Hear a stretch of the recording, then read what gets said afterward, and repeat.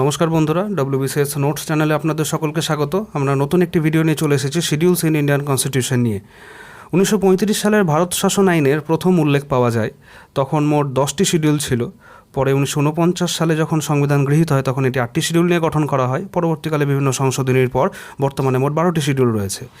Schedule 1 রয়েছে রাজ্য এবং কেন্দ্রশাসিত অঞ্চলগুলির নাম এবং তাদের সীমানার বর্ণনা সম্পর্কে। এরপরে রয়েছে শিডিউল 2।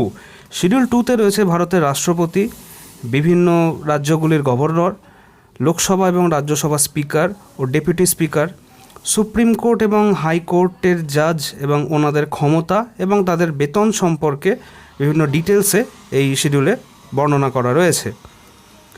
এর পরের যে শিডিউলটি সেটি হলো শিডিউল 3। শিডিউল 3তে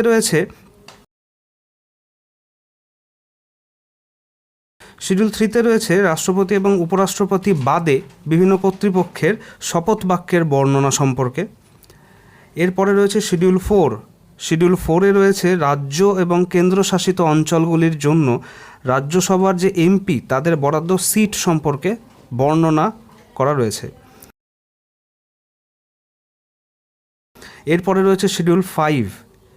শিডিউল 5তে রয়েছে শিডিউলড এরিয়া বা তফসিলি অঞ্চল, যেগুলো তফসিলি অঞ্চল এবং তফসিলি যে উপজাতি যেগুলো তাদের বিভিন্ন প্রশাসন এবং নিয়ন্ত্রণ সম্পর্কিত বিভিন্ন বিধান যেগুলি রয়েছে সেগুলি এই শিডিউল 5-এর অন্তর্গত রয়েছে।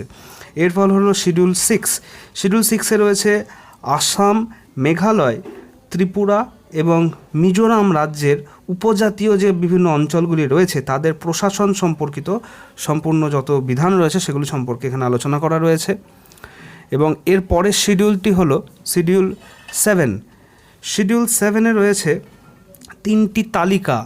এই 3টি তালিকা হলো, প্রথম তালিকাটি হলো কেন্দ্র তালিকা, দ্বিতীয় তালিকাটি হলো রাজ্য তালিকা এবং তৃতীয় তালিকাটি হলো এটিকে যুগ্ম তালিকাও বলা হয়। এরপর রয়েছে শিডিউল 8। শিডিউল 8-এ রয়েছে অফিসিয়াল ল্যাঙ্গুয়েজ বা সংবিধান দ্বারা স্বীকৃত 22টি সরকারি ভাষার নাম। এরপরের শিডিউল হলো শিডিউল, সেখানে রয়েছে নির্দিষ্ট কিছু আইনের বৈধতা সম্পর্কে। মূলত এখানে ভূমি সংস্কার এবং জমিদারি প্রথার বিলুপ্তি সম্পর্কিত যত আইনগুলি রয়েছে সেগুলি সম্পর্কে এখানে কথা বলা রয়েছে। এরপরের শিডিউল হলো শিডিউল 10। শিডিউল 10-এ রয়েছে দলত্যাগের ভিত্তিতে বিভিন্ন এমপি এবং এমএলএদের অযোগ্যতা সম্পর্কিত যেগুলো বিধান রয়েছে আমাদের সেগুলি সম্পর্কে এখানে আলোচনা করা রয়েছে। এরপরে হলো শিডিউল 11। শিডিউল 11-তে রয়েছে পঞ্চায়েতের ক্ষমতা, কর্তৃত্ব এবং দায়িত্ব সম্পর্কিত বিধান। এরপরটি হলো শিডিউল 12। এখানে রয়েছে পৌরসভার ক্ষমতা, কর্তৃত্ব এবং দায়িত্ব সম্পর্কিত বিভিন্ন বিধান। আমাদের ভিডিওগুলি যদি ভালো লেগে থাকে ভিডিওটি একটি লাইক করে দেবেন এবং চ্যানেলটি ফলো করে দেবেন। নতুন টপিক নিয়ে খুব তাড়াতাড়ি ফিরছি। Thank you.